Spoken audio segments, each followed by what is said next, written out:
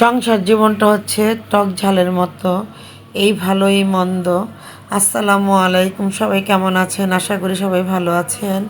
আমি আল্লাহর রহমতে ভালো আছি। প্রতিদিনের মতো নতুন একটি ভিডিও নিয়ে আপনাদের মাঝে হাজির হলাম।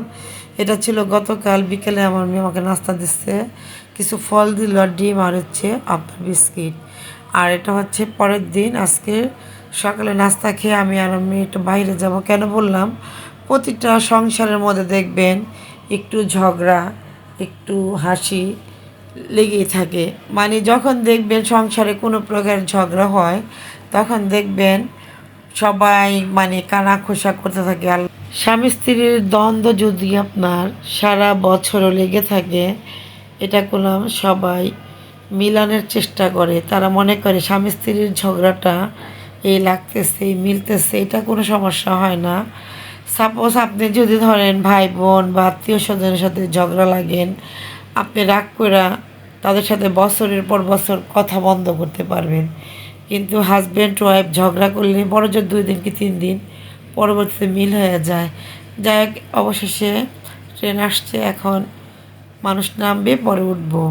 সংসার জীবনটাই মনে এরকম টক ঝাল মিষ্টির মতোই। এই সংসার জীবনে যারা টক ঝাল মিষ্টি ধৈর্য সহকারে থাকতে পারে, তাদের সংসারটা দিন শেষে ভালো হয়। প্রতিটা মেয়ের জীবনে আপনার টক ঝাল মিষ্টি নিয়েই সংসার জীবন করতে হয়। আর যাদের ধৈর্য না থাকে তারা তো আপনার ঝালের মতো চলেই যায়।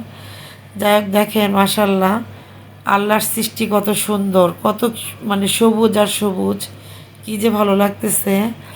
আর এখন তো আপনার কৃষ্ণচূড়া ফুল, যেখানে দেখবেন হলুদ লাল ফুলগুলো, কী যে ভালো লাগে।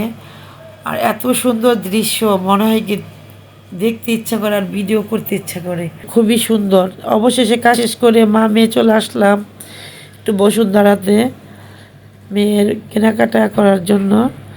আমি মেয়ের জন্য ব্যাগ দেখতেছি, মানে আমার মেয়ের ব্যাগ লাগবে। আমার মেয়ে বলতেছে তুমি আমার একটা কিনে নাও।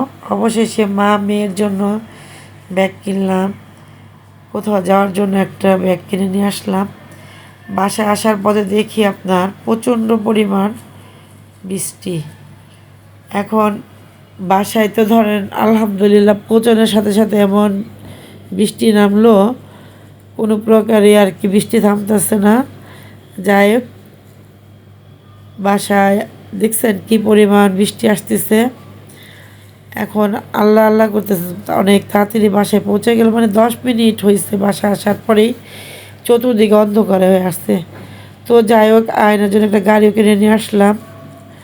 তো আজকের ভিডিওটা এখানে শেষ করব। সবাই ভালো থাকবেন, সুস্থ থাকবেন, ভিডিওর পাশে থাকবেন, লাইক করবেন, শেয়ার করবেন।